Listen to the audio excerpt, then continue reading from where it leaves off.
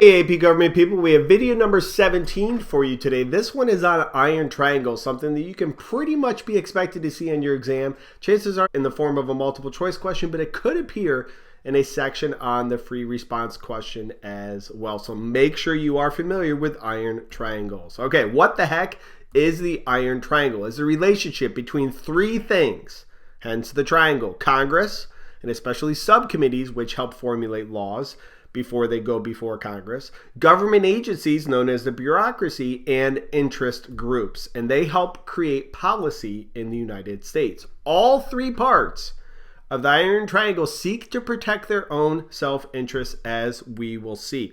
Now, be very familiar with this triangle. I would encourage you to copy down on a separate sheet of paper and make sure you understand the arrows. And I will explain this really quickly. So an interest group can gather electoral support for a congressional candidate by encouraging people to vote for that candidate, or by also providing money to that candidate's campaign. Now, once that person is elected to Congress, they will fund and provide political support to a government agency, which then in turn may provide low regulation and special favors to interest groups, because the interest groups ensure that certain Congress people are elected, which favor that bureaucracy, which then favors that interest group. So this goes around and around and around. So make sure you are familiar with this.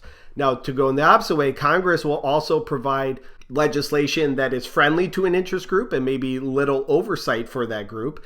That interest group will then provide congressional support again via lobbying to the bureaucracy to ensure that the bureaucracy will get funded, the government agency will get funded and will remain in existence. And the bureaucracy will also carry out the laws that Congress passes. So each one of these is kind of reliant on the other for staying in power. I can't stress enough, make sure you're familiar with this.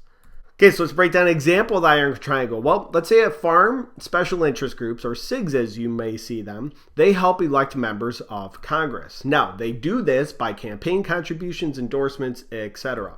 Now, in return, Congress creates favorable legislation and oversight to special interests. Then Congress funds agencies or the bureaucracy to regulate subsidies and oversee distribution, for example, for farms.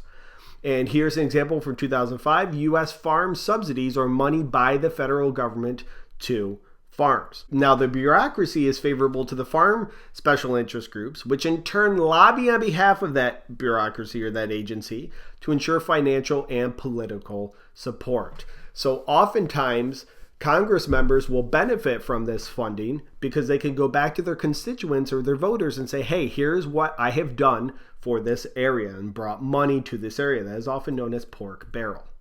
So what are some positives and negatives of the iron triangle? Well, positives, many special interest groups receive benefits from the government, so it's certainly positive for them. And congressional districts can get increased funding, as I just mentioned, pork barrel projects are called.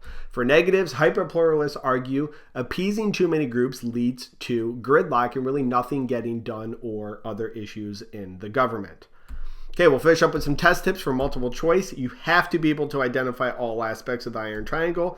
What are some positives and negatives of it? And for your free response questions, be able to identify and explain ways that special interest groups influence policy, and especially through things like campaign contributions. All right, look forward to seeing you back here for video number 18, where we'll go back to K Street and we'll examine the activities of special interest groups. What exactly do they do? Thank you guys for watching. Best of luck in May, and have a good day.